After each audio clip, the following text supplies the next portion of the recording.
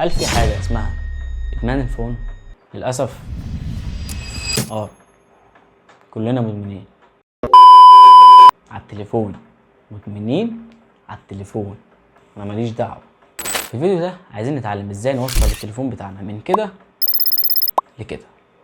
في البداية كده كلنا مدمنين على الجهاز ده للأسف، وزي ما كلنا عارفين طبعا انه جهاز عظيم جدا وقدم للبشرية كلها حاجات مفيدة وحاجات عظيمة جدا لا خلاف عليها، ولكن زي ما كلنا عارفين برضو ان اي حاجة في الدنيا ليها ايجابيات وليها سلبيات، وانا موجود هنا النهاردة علشان نتكلم عن السلبيات وازاي نحولها على الجانب المقابل لايجابيات.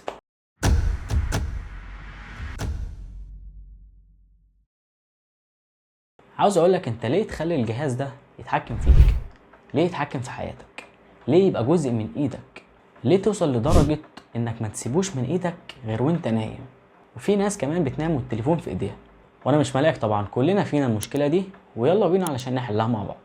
اول حاجة عايزك تعرفها انك لازم تعرف انك مش هيفوتك اي حاجة. صدقني مش هيفوتك اي حاجة. عاوزك تعرف ان اي حاجة جديدة بتنزل مش هتعمل لها ديليت كمان نص ساعة. الحاجات موجودة على السوشيال ميديا زي ما هي ومش هتتمسح، فتقدر تخش تشوفها في اي وقت انت تكون فاضي. واللي عمل لك لايك على الستوري بتاعتك او البوست بتاعك هتخش هتلاقيه والله مش هيختفي. فمش لازم اول ما تسمع تمسك التليفون. اهدى شويه وامسك نفسك وما تخليش الجهاز ده يتحكم فيك، لا انت اللي تتحكم فيه. تعالى بقى نعرف ازاي التليفون بيتحكم فيك. السوشيال ميديا ببساطه بيبقى موجود فيها حاجه اسمها الالجوريزم. الالجوريزم دي بتبقى موجوده في كل الابس بتاعت السوشيال ميديا. يعني مثلا انت تيجي تفتح اب لغرض ما او من غير غرض زي ما كلنا بنعمل عشان نضيع وقت، زي مثلا تيك توك، فيسبوك، انستجرام، واتساب، وات ايفر، اي برنامج تاني، وتيجي مثلا تعمل لايك او تقعد مثلا تتفرج على فيديو معين او تقف عند بوست معين 15 ثواني كده. الالجوريزم بيعرف اهتماماتك ايه، فدي كلها بتكون معلومات التطبيقات دي بتاخدها علشان تعرف انت اهتماماتك ايه، او بالادق انت بتحب انهي نوع من المحتوى اكتر، علشان الاب ده يقعدك اطول فتره ممكنه عنده. ولما يقعدك اطول فتره ممكنه عنده صاحب الاب بيشتغل اكتر وانت قاعد بتتفرج. فبالتالي هو لما يعرف انت مهتم بايه فكل شويه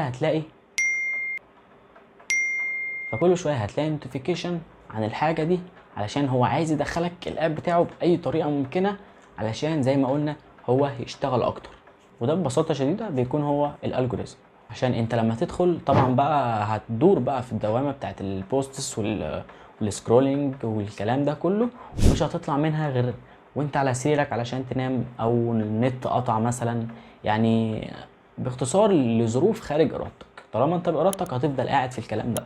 لا، والحاجه كمان اللي بتساعد على الكلام ده ان 3/4 الابس دي مملوكه لشخص واحد طبعا كلنا عارفينه.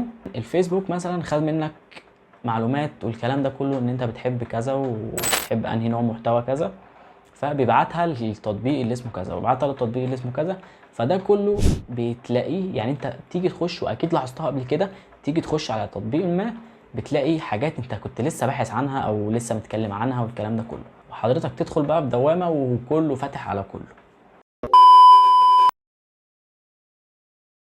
تمام كده عرفنا ازاي التليفون بيتحكم فينا. دلوقتي بقى نتكلم على ازاي نحول تحكم التليفون فينا لان احنا اللي نتحكم فيه.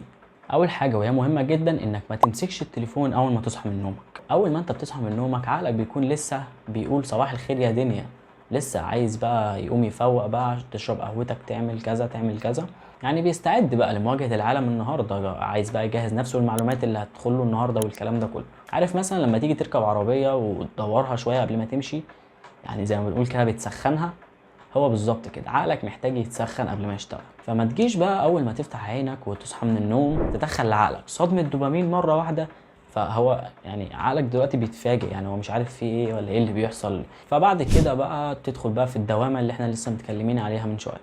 زي ما قلنا العربيه لو ما سخنتهاش قبل ما تمشي بيها بعد فتره معينه الموتور بتاعها بيبوظ، لكن انت عقلك مش هيبوظ، لكن للاسف هيحصل حاجات اكتر من كده بكتير. ممكن بقى لا قدر الله مثلا يجيلك اكتئاب بقى، نسيان، اعراض الشيخوخه المبكره، الكلام ده كله. ولان المضادات بتاعت الكلام ده كله ان انت عقلك يكون شغال بطريقه سليمه اللي هي الطريقه الصحيحه اللي هو المفروض يشتغل بيها. تاني حاجه عاوزك تعملها، وهي لو هتستخدم الفون يبقى تستخدمه في حاجه مفيده. واحد دلوقتي يجي يقول لي هو التليفون ينفع اشوف عليه حاجات مفيده او حاجات هتنفعني اصلا؟ اقول لك اه، بس انت اللي مش عايز. يعني انت لما الابس بتاعت السوشيال ميديا بتاخد عنك المعلومات والكلام اللي احنا لسه قايلينه من شويه، فهي بتلاقي اهتماماتك عكس الاهتمامات الحاجات المفيده، فمش بتجيب لك الحاجات المفيده اللي انت هتستفاد منها فعلا وهتنفعك. فنصيحه مني، لما تخلص الفيديو ده تروح على السوشيال ميديا عندك وتشوف انت بتتابع مين وما بتتابعش مين.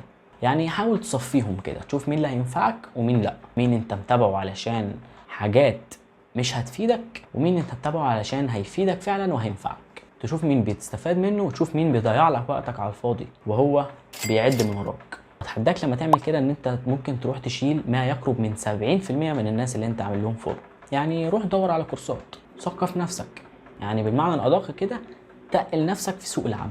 يعني دور مثلا على ايفنتات تنزل تحضرها، دور على ايفنتات مثلا بتتعمل على زوم والكلام ده كله، وبتبقى تحضرها من وانت قاعد في البيت، مش لازم تنزل. المهم ان انت تستفاد من الجهاز ده. المهم تكون انت اللي بتتحكم في الجهاز، وانت اللي بتقرر وتشوف انت هتتفرج على ايه، مش هو اللي بيقرر لك انت هتتفرج على ايه. يعني بالبلدي كده طوع التليفون ليك، ما تخليهوش هو اللي يطوعك. اخر بوينت معانا عايز اقولها لكم، وهي ان مش لازم كل حاجه تكون على التليفون. يعني ما ينفعش تلعب جيمز على التليفون وفي نفس الوقت تكون بتسكرولينج على السوشيال ميديا، وفي نفس الوقت تكون بتنزل بي دي افات مهمه انت محتاجها، وفي نفس الوقت تكون بتشتغل، وفي نفس الوقت تكون بتتفرج على كورسات. ما ينفعش كل ده يكون على جهاز واحد، لان انت كده بسهوله جدا هتتشتت وباقل مجهود زي كده. يعني مثلا عندك انا الفون بتاعي عامله للجيمز مثلا، والفيديوهات بتاعتي بتاعت التمرين بتاعي الخاصه بالجيم، وبقرا من عليه قران مثلا واذكار الصباح واذكار المساء والكلام ده كله. واظن ان كلنا عندنا اللاب بتاع الثانويه العامه اللي هو ده. انا عن نفسي بستخدمه ان اسمع عليه بودكاست، ومنزل عليه كتب بي دي اف، وبنزل عليه بي دي افات الخاصه بشغلي. وكان عندي جهاز قديم كده لابتوب، نزلت اشتغلت فتره كده وجمعت فلوس ونزلت صلحته وبدات ان انا اشتغل عليه كفريلانسر. فاللي انا عايز اوصله لك ان مش كل حاجه لازم تتحط على جهاز واحد، لان انت كده زي ما قلنا هتتشتت بسهوله جدا. وان انت كده طول ما انت فاتح الكلام ده كله على جهاز واحد، فانت عقلك بيبذل مجهود بانه يقاوم انه ما يدخلش الكلام ده. يعني انت مثلا فاتح بتذاكر مثلا على يوتيوب او على تليجرام محاضره اونلاين مثلا او اي حاجه، فانت عقلك بيبذل مجهود ان هو مثلا ما يخش يلعب جيم على اي مثلا حاجه من الجيمز اللي عندك، او ان هو ما يخشش على اي اب من الابس بتاعت السوشيال ميديا اللي عندك على التليفون. فالطاقه دي اللي عقلك بيبذلها انت بتكون محتاجها اكتر علشان تركز في الحاجه اللي قدامك. وفي نهايه الفيديو اتمنى ان انتوا تكونوا استفدتوا. انا مروان الوكيل، وما تنساش تختار نفسك دايما. سلام.